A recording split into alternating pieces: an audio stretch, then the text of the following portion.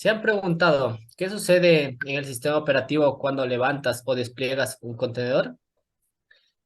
Pues bueno, en este tema llamado Control Groups o grupos de control y Container Isolation o aislamiento de contenedores, les vamos a presentar todo lo que sucede a nivel de seguridad dentro del sistema operativo.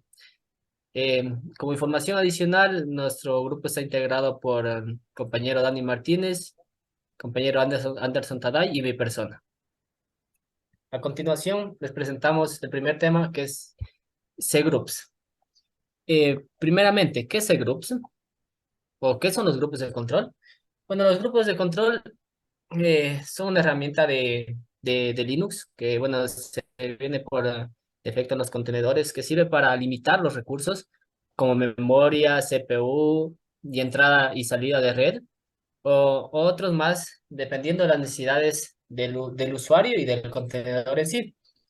Desde una perspectiva de seguridad, los C-Groups bien ajustados pueden asegurar que un proceso no pueda afectar el comportamiento de otros procesos, acaparando todos los recursos, ya que los recursos no son ilimitados, pues estos tienen que ser distribuidos a nivel de software y de hardware de manera correcta para que los contenedores tengan una funcionalidad y una precisión mejor, ¿no?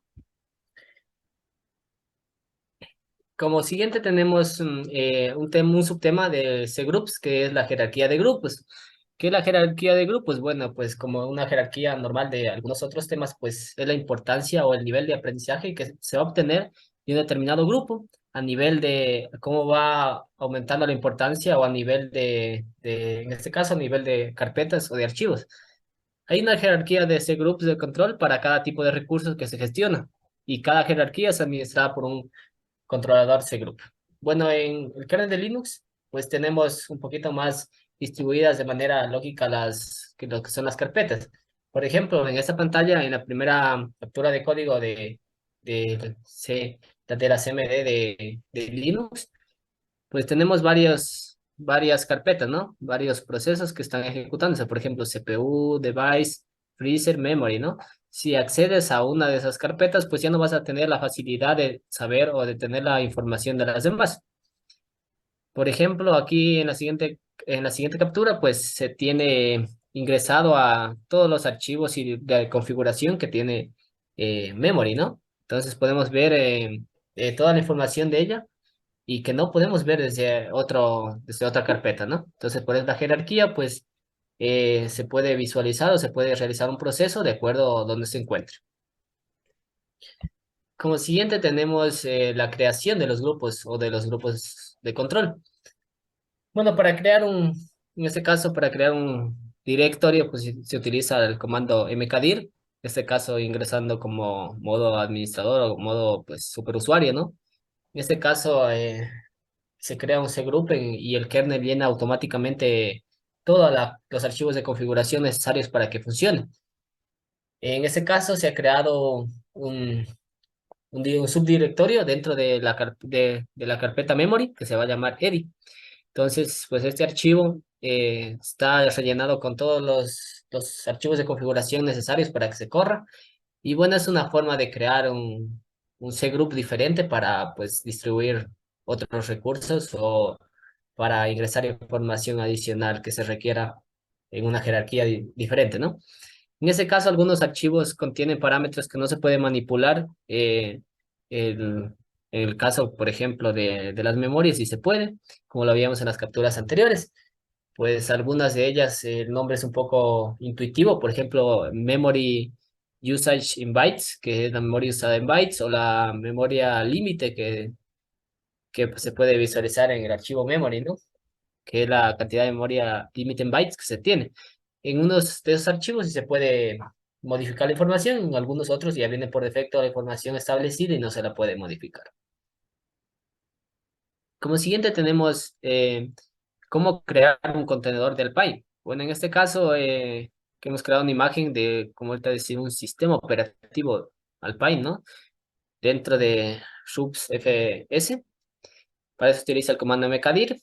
Y pues, como se puede visualizar todos los documentos que están ahí, está Docker, bueno, está algunos proyectos de quinto ciclo, bueno, algunos otros proyectos, ¿no?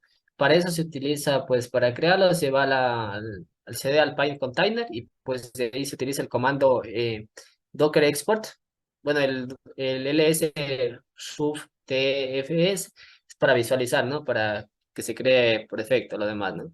Entonces, bueno, a través del comando Docker Export, Docker Run Alpine, y bueno, lo que sigue en esta captura, pues está creando los archivos y los binarios necesarios para que se pueda correr esta imagen de un sistema operativo, se puede decir, ¿no? Bueno, después de creado, pues con ls puedes visualizar los archivos y la jerarquía de archivos que se tiene. Entonces, pues ahí se puede ver algunos archivos. Y bueno, el CAT se utiliza para visualizar los archivos de configuración. Al momento que se presiona ls ruf fs y run spec, pues se crea un archivo de configuración que al inicio no estaba, o se puede visualizar en la imagen, ¿no? Como siguiente, pues, en este caso, pues ya tenemos la memoria antes y después de correr el contenedor. Para eso, con ls cgroup, bueno, ls cgroup memory, pues podemos el comando memory y vamos a ejecutar dos instancias diferentes, ¿no? Dos instantáneas diferentes para poder ver la diferencia entre antes y después. Como podemos ver, ahí tenemos una captura de antes y otra captura de después, y se va a poder visualizar en el archivo SH de memoria la diferencia, ¿no? Y bueno, como siguiente diapositiva, pues vamos a obtener lo que está en el archivo SH. Estamos listando el archivo SH con el LS. Como se visualiza ahí todos los archivos que ya han sido creados automáticamente por el kernel. Pues esos son los archivos de configuración, al igual que en otros cgroups, algunos son repetidos, por ejemplo, la memoria máxima usada, la memoria límite y otros archivos, ¿no? Pero en este caso estamos viendo el antes y después, entonces procederemos a pasar a la siguiente diapositiva para poder visualizar. En este caso, con sudo run sh, pues estamos creando todos estos archivitos que van a tener que van a ser propios de ese grupo, de ese contenedor, ¿no? Algunos ya tienen el ID, un identificador, que ya se va a exponer después, posteriormente. Y bueno, aquí está, en esta imagen se puede visualizar, ¿no? Todos sus archivos. Ahora, establecer límite de los recursos. Pues bueno, como se ve mencionado en algunos archivos, se puede cambiar o se puede establecer la seguridad, los recursos disponibles para algún archivo, algún cgroup. En este caso, pues, podemos ver que con el comando cat sh memory limiting bytes, pues nos aparece un ID, un identificador de ese archivo. Y bueno, que pues está muy largo y yo sé exactamente, no se puede utilizar, ¿no? No se puede visualizar y no se puede configurar de manera fácil. Entonces, bueno, ahí en esta imagen siguiente, pues se tiene cómo estaba la configuración antes de ejecutar las instantáneas, ¿no? Entonces, bueno, cambiando la configuración de tamaño, pues la sección de Linux va a ser diferente y el archivo config.json igual va a cambiar. Por ejemplo, al momento que se reinicia el contenedor, pues ejecutamos el comando anterior, lo volvemos a ejecutar, sudo run sh, y como se puede visualizar la nueva configuración del archivo memory limiting bytes de la carpeta sh, pues ya va a ser diferente. Entonces ya se va a hacer más utilizable y más manipulable dependiendo de las necesidades de un usuario, ¿no? Y ya no va a estar por defecto el que nos da el propio Linux del propio kernel de Linux, ¿no? Ahora, la asignación de un proceso a un cgroup. Al igual que establecer los límites de los recursos, pues asignar un proceso a un cgroup se puede realizar utilizando el ID. Para eso, con el comando pidof y el nombre del archivo, podemos, y el nombre del archivo podemos visualizar el ID y a través de eso podemos asignar un proceso a un cgroup, ¿no? Aquí en la siguiente captura, pues se puede ver que con el comando hecho y el ID del archivo del documento, y a continuación se agrupa donde se quiere asignar, pues se va a asignar, ¿no? Automáticamente, ¿no? Y con el comando cat, pues se puede visualizar, ¿no? Y como siguiente, pues se puede obtener que bueno, ese archivo se encuentra en el cgroup que hemos asignado, ¿no? Con el ID respectivo. Ahora, eh, ¿cómo podemos utilizar los cgroups en Docker? Bueno, más bien dicho, Docker, usando los cgroups, ¿cómo se visualiza? Pues Docker crea automáticamente sus propios cgroups de cada tipo. En este caso, ejecutando la jerarquía de los grupos o viendo, o sea, con un comando ls docker, pues podemos ver todos los archivos y los cgroups que tiene Docker, ¿no? Por ejemplo, ahí tiene CPU, tiene memory, tiene device, freezer. Entonces, pues bueno, hay bastantes cgroups que crea automáticamente Docker, ¿no? Ahora, ejecutar con un contenedor Docker, por lo general se ejecuta en segundo plano, ¿no? Con el comando docker run. Y bueno, en este caso, en el archivo memoria, pues se le va a cambiar, ¿no? Se utiliza igual el cgroup, es el cgroup, y pues el comando de Docker que se requiere. En este caso, podemos visualizar que la jerarquía de los grupos del contenedor son las siguientes. Eh, bueno, ahí también tienes un identificador que es el que está en azul, en la segunda captura, pues podemos ver todos los cgroups creados en la lista memoria de Docker. Podemos ver las letras blancas, pues son esos cgroups, y en la parte de arriba, pues está un identificador de ese documento, ¿no? Ahora, para verificar el límite en bytes dentro de este cgroup de memoria, pues en ese caso de memory que tenemos en nuestro archivo, pues con el comando cat memory, el docker y el identificador, y aparte el archivo donde se quiera ejecutar, pues podemos visualizarlo, ¿no? Y para confirmar, pues se realiza igual el proceso de suspensión de ese miembro del cgroup, y pues se puede ver la diferencia, al igual que anteriormente estábamos realizando una diferencia de antes, pues acá también puede ver un poco igual de forma visual los números, los IDs y de pues cada uno de los grupos de controles. Y ahora pues grupos de versión 2. Bueno, en este caso los grupos de versión 2 expresados con V2. Eso no puede unirse a diferentes grupos para diferentes controladores. En cambio, en la versión 1 o en V1, un proceso sí podría unirse a otro archivo. Eh, por ejemplo, ahí se tiene dos archivos, ¿no? Dos directorios diferentes, pues con dos archivos, uno que va a ser mi grupo y otro que va a ser su grupo.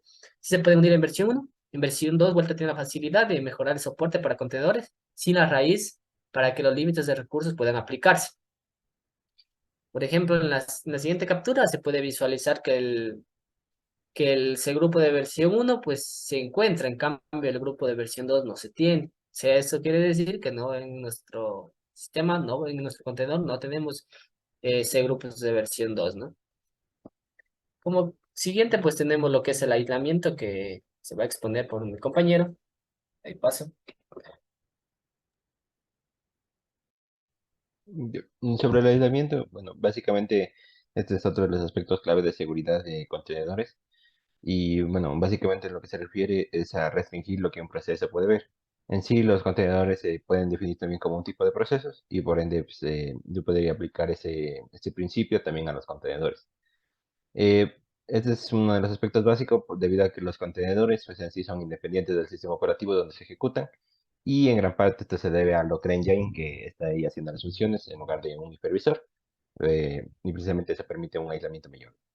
Y en este caso, para el aislamiento, lo que se considera son los namespace o espacios de nombre, que como Docker está basado en Linux, lo que podemos encontrar es que pues todo el kernel que se utiliza tiene los namespace, ¿no? Y por ende, de igual manera se pueden crear para los contenedores diferentes namespace.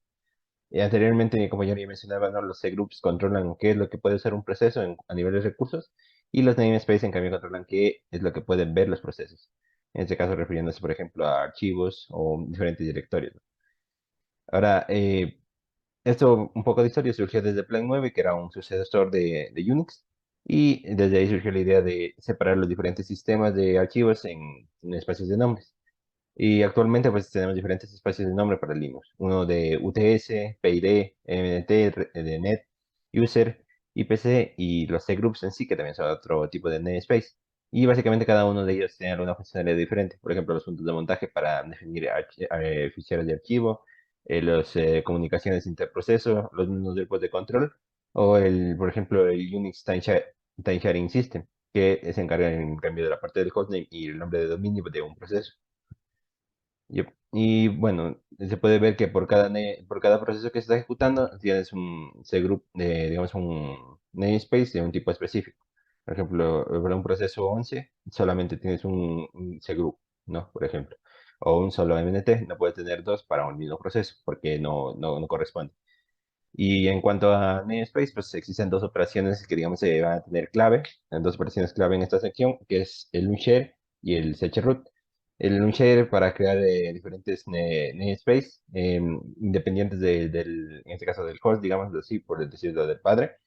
Y el chroot que se usa para cambiar los directory race. Más adelante vamos a analizar ese punto.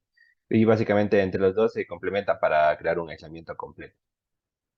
El launcher pues, es un comando de Linux. En este caso, si se observa la información que, como pueden ver en esta captura, tú puedes crear espacios de nombres para para todos los indicadores que estaban viendo precisamente antes. Y pues cada uno de estos será independiente del proceso padre. Ahora, ¿cómo se hace el aislamiento del hostname? Pues, como ya mencioné, el UTS o el namespace de UTS se encarga del hostname, ¿no? Y también del dominio. Y en este caso, para crear digamos, un UTS o un namespace separado del tipo UTS, pues básicamente lo que se hace es ingresar directamente, ¿no? Ahora, por ejemplo, si lo podemos observar a nivel de contenedores, nos damos cuenta que ya desde que inician el propio contenedor, como estaba mencionando, ya trae su propio hostname por defecto. Aunque se le dé un nombre específico al contenedor, digamos, lo que te ejecuta es sobre el ID cuando corres el contenedor, ¿no? Por ejemplo, aquí se está ejecutando un contenedor de Ubuntu, digamos que este es el ID del contenedor, ¿no? Y lo toma como host al mismo ID. Por eso cuando se le ingresa el comando de hostname, te devuelve el mismo ID del contenedor. Pero de igual manera, cuando estás a nivel de sistema operativo, puedes crear tu propio namespace de UTS y, por ejemplo, como ven, cuando se ingresa directamente o cuando entras directamente desde el sistema operativo y ingresas al hostname, es directamente el mismo que el sistema base. Pero si se lo cambia, no hay problema y tampoco afecta al nivel de superior, porque está a un nivel más bajo. No te cambia el hostname de la máquina principal, ¿no? Ahora, por ejemplo, se puede observar que en esa parte de acá, cuando levantamos el servicio, ¿no?, de UTS, acá dentro de nuestro listando todos los servicios, todos los procesos con sus respectivos namespace, pues aquí se encuentra el UTS, ¿no?, que se acaba de asignar acá. Es decir, cuando se le ve en paralelo a ambas ejecuciones. Yep. Y bueno, para aislar el ID, y eso en cuanto al hostname, ¿no? Para aislar el hostname. Ahora, en cuanto a aislar el ID del proceso, pues básicamente, nuevamente ingresando en el tema de los contenedores, de por sí se comprueba nuevamente que los contenedores ya se encuentran aislados en cuanto al ID del proceso. ¿Por qué? Porque los procesos internos solamente son vistos por el mismo contenedor y de igual manera no ve ningún otro proceso externo. Como pueden observar en esta parte, el contenedor que se está ejecutando aquí de Ubuntu, tiene aquí una lista de contenedores, de procesos y pues solamente están ejecutándose aquí los dos principales, ¿no? El bash y el comando que se acaba de ejecutar aquí. Entonces se puede comprobar que están completamente aislados del entorno externo. Ahora, por ejemplo, para el host, igual manera se puede crear un proceso, un namespace separado para ID del proceso, pero en este caso, cuando lo intentas crear, se te sigue aumentando el ID del proceso, pero no se puede bifurcar. En este caso, quiere decir que está saliendo de una raíz que no está bien. Este problema se soluciona con una banderita fork, que en este caso esta bandera sirve para reasignar el proceso al unshare, como lo vamos a ver en la próxima captura. Pero, ¿cómo vemos el aislamiento, ¿no?, dentro de los contenedores? Pues, ya como ya mencionamos, ¿no?, precisamente el ID de los procesos de los contenedores, pues está separado desde el sistema operativo en sí. Y como van a observar, cada vez que se levanta el contenedor, va a estar separado, ¿no? Ahora, digamos, yendo a la contraparte, cuando estás a nivel del sistema operativo y creas, por ejemplo, un espacio, un namespace para ir desde el proceso, como pueden observar en esta parte, el SH está saliendo directamente del sudo. Es decir, está tomando como si fuera un comando único de una sola ejecución. Se supone que cuando estás creando esta idea del proceso debería salir del shape. En este caso, si se quiere ejecutar más procesos. Pero vamos a observar cómo es que cuando sale del proceso hijo, en este caso con la bandera fork, ¿no? Levantando directamente con esa bandera y como pueden observar aquí ya salen los diferentes comandos, ¿no? Pero cuando o sea, observan el árbol digamos, de herencia de los procesos, y ahora ya surge del shape. Sino que ahora cuando intentamos ingresar a esta manera de contenedor, o digamos esa ejecución que acabamos de hacer, los procesos son completamente observables, ¿no? Por eso es que en esta manera de herencia se comprueba cómo se trae todo lo que está desde la parte superior y se observan todos los procesos del mismo sistema operativo base, ¿no? En el cambio, cuando estás con el contenedor, pues todos estos procesos quedan completamente aislados y no se pueden observar de otra manera. Y bueno, de igual manera, pues, precisamente este es el aspecto clave, el slash proc, que dentro del mismo contenedor se te crea una carpeta, un directorio con este nombre, para precisamente ayudar ahí los IDs del proceso del contenedor. Por eso es que cuando está ejecutándose el contenedor no se puede observar ningún ID externo, ¿no? Y bueno, aquí mencionando un poco de información acerca de del proceso, pues básicamente se refiere a que cuando estamos observando cualquier proceso, podemos ver la información, por ejemplo, toda la información de red, por ejemplo, cuál es el comando de ejecución, por ejemplo, exe. Cuando ingresas aquí a 495exe, el comando de ejecución es el bash. Ya. Y bueno, eso fue en cuanto al elemento del proceso. Y ahora cambiando, en cambio, a otro tema que ya está separado de los namespace, es en cambio el cambio de directorio raíz. Pues básicamente cuando estamos en el directorio raíz, cuando ejecutamos el contenedor, no se ejecuta directamente sobre el directorio raíz de nuestro sistema operativo. Entonces, por ejemplo, si tenemos en nuestro sistema operativo Linux, ¿no? La raíz es digamos, el slash. Pero cuando se levanta el contenedor, se levanta sobre su propio sistema operativo y entonces es necesario que cambie la raíz para que no observe lo que está arriba de él, ¿no? Entonces, cuando ejecutas el contenedor, básicamente te cambia el fichero raíz y es por eso también que no se puede ni ver ningún otro proceso porque digamos, estaría en un nivel superior que no alcanzarías a ver desde el contenedor. Y bueno, pues precisamente, ¿qué es lo que necesitas para poder cambiar la raíz? Pues que la nueva raíz sea un sistema operativo, por así decirlo, ¿no? Tiene que tener todas los ficheros de configuración, todos los directorios que tenga, pues, por ejemplo, el bin, el byte, todo lo correspondiente. Y para ello, por ejemplo, se procedió aquí a ejecutar un comando para descargar una imagen de Alpine y directamente, digamos, crear una carpeta con todo el sistema operativo en su interior. Bueno, usar el binder, es un sistema operativo completo. Y que en este caso, si se ejecuta el comando el chroot, se va a cambiar directamente la raíz a esta nueva imagen. Bueno, un equivalente a chroot es también el pivot root. Ahora, cuando estamos aquí en el namespace, cuando podemos cambiar el chroot, básicamente la nueva raíz será este nuevo fichero, ¿no? Como se puede observar aquí, si hubiéramos ejecutado directamente sobre la raíz, aquí el sistema operativo ya no aceptaría, pero se ejecutó directamente sobre un proceso SH y por eso este proceso sí funciona, ¿no? Y ahora, digamos, combinando los dos conceptos de namespacing y el cambio de la raíz, pues se acerca prácticamente a lo que hace el contenedor, ¿no? Tienes un contenedor completamente aislado que te cambia la raíz, no puedes ver los procesos externos y solamente, digamos, ver lo que está en su interior, el aislamiento completo, de acuerdo a cómo se estaba observando, ¿no? Y como se mencionó anteriormente, ¿no? Con la carpeta slash proc, dentro de su mismo sistema operativo, ¿no? Que se acaba de asignar como nueva raíz, pues se puede definir los procesos dentro del mismo contenedor, ¿no? Y no tener que depender de elementos externos.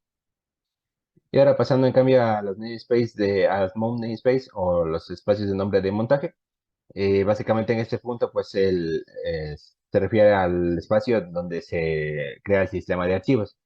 Y pues se usan enlaces, montajes de referencia en este caso para los contenedores. Quiere decir que los ficheros, digamos, prácticamente se copian de un lugar hacia otro directorio. Y de esta manera, pues básicamente contiene toda la información necesaria para la ejecución, ¿no? De igual manera puede observarse dentro del prop y pues toda la línea de montaje se encuentra ahí, ¿no? Ahora, por ejemplo, puede observar toda la información dentro de este sistema de archivos, pero, digamos, los sistemas de archivos externos no son visibles para los para otros, ¿no? Pues, de igual manera, digamos, viéndolo desde afuera también, el host no puede observar el sistema de archivos que esté dentro de esto, o no puede tocarlo, ¿no? Es por eso que los contenedores son tan útiles para el aislamiento. Y en este caso también vamos a hablar acerca de los namespace de network, que mi compañero va a proceder a explicar.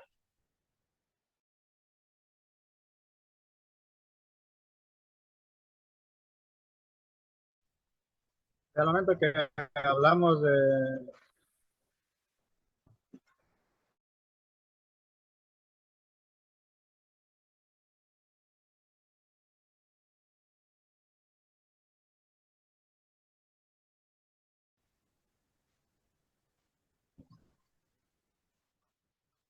A continuación vamos a hablar sobre lo que son los espacios de nombre de red.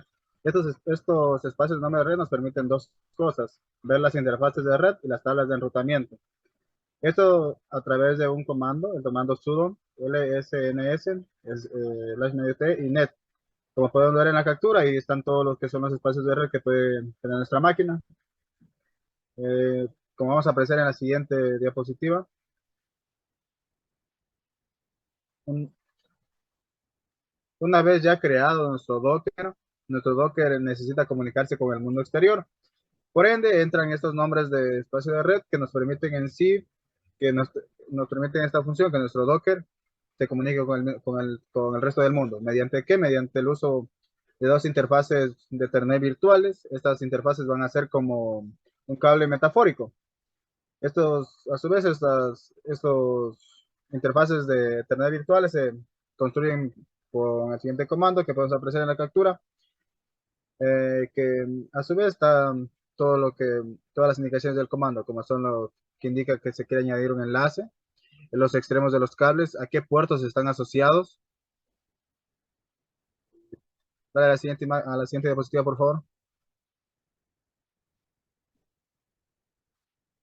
Bueno, a continuación vamos a ver lo que son los espacios de nombres de usuario. Estos espacios de nombres de usuario primeramente se alojan dentro del host y poseen varios IDs. Estos espacios de nombres de usuarios, primeramente, para su creación no se necesita el root. A su vez, esto a nivel de seguridad es algo bueno.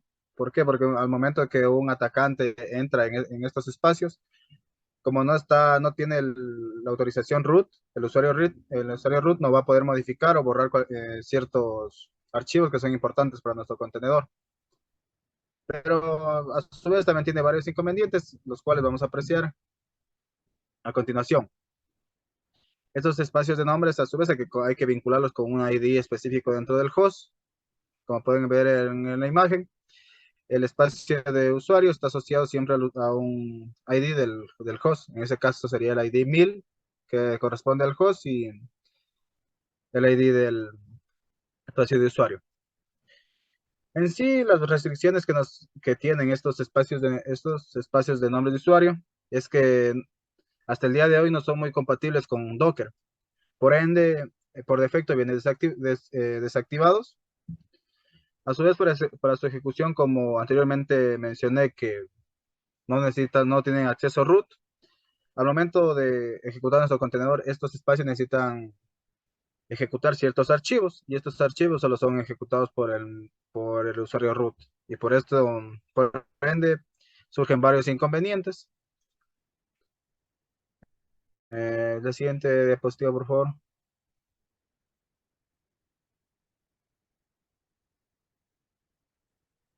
Bueno, a continuación vamos a ver los espacios de nombres de comunicaciones entre procesos.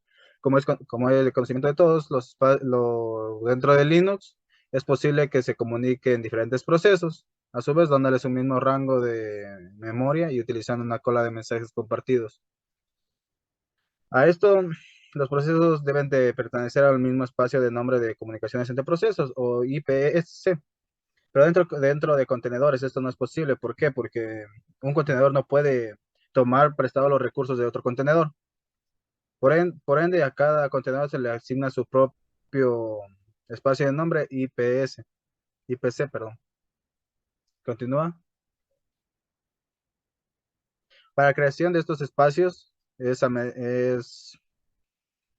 por medio del comando ipcmk. Como podemos ver en la captura, creamos un espacio M con un espacio de 1000 y con el comando IPCS podemos apreciar todas son las colas de los mensajes con los IDs, los permisos que tienen y los estados.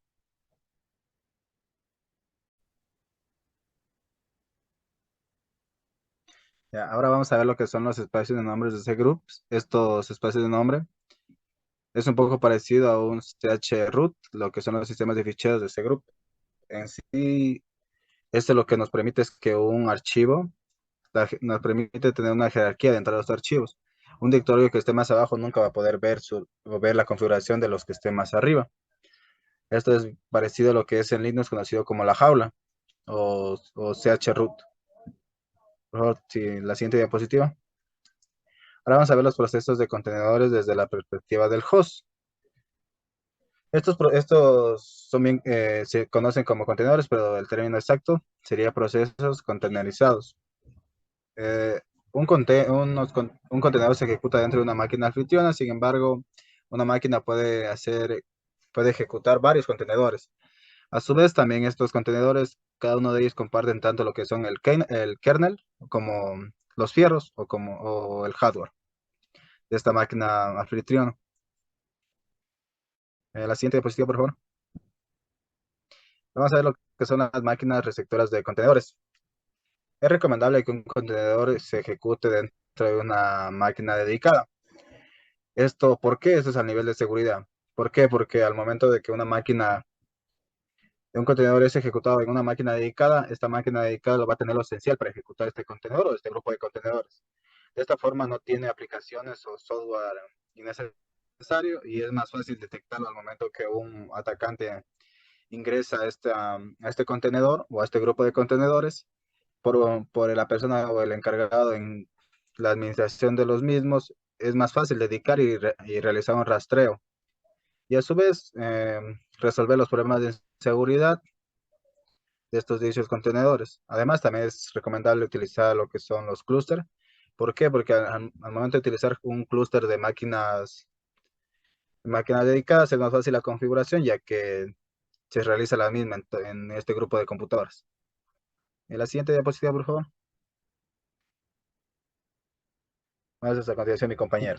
Bueno, básicamente en base al trabajo que hemos realizado, podemos definir las siguientes conclusiones. Bueno, en lo referente a los C-Groups, como ya mencionamos, pues se encarga de hacer las limitaciones en cuanto se refiere a recursos. Y esto pues, es de gran utilidad cuando Docker se ocupa porque, por ejemplo, cuando estamos ya hablando de niveles superiores, por ejemplo, ya estamos en el Engine, en el Compose, pero cuando estamos yendo ya al Swarm o directamente a autoescalado con Kubernetes, el poder limitar las capacidades que tiene un contenedor, por ejemplo, el uso de memoria que ocupa, limitarlo solo a lo mínimo y necesario, viene a ser una de las mayores ventajas para que no ocupe, digamos, espacios de memoria de más, o también, por ejemplo, espacio de disco, que sobrepase lo que en sí ocupa lo básico, por así decirlo, ¿no? Entonces, en ese aspecto, los C-Groups, pues, son unas grandes ventajas para poder crear contenedores en Docker.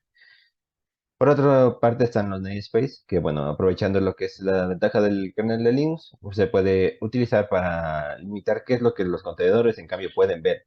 Esto es de gran ayuda para lo que es el otro concepto, ¿no? Lo que estuvimos tratando acerca del aislamiento.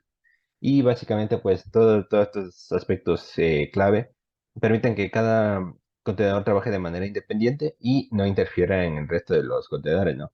Ahora, también al combinarlo con lo que estuvimos mencionando del chroot, pues básicamente podemos definir completamente un aislamiento completo en el que todos los procesos se incluyan directamente dentro del propio contenedor, no sean visibles ni siquiera para el propio sistema operativo host.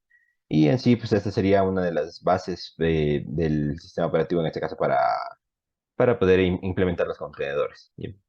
Y bueno, ese proceso que mencionaba, ¿no? De crear los espacios aislados, los namespace, cambiar la raíz, es en sí pues, la clave de lo que estabas mencionando al principio de qué es lo que hace el contenedor cuando se levanta, ¿no? Pues, básicamente te cambia la raíz, te carga los ficheros y te crea tu propia línea digamos, tus propios namespace para montaje, para red.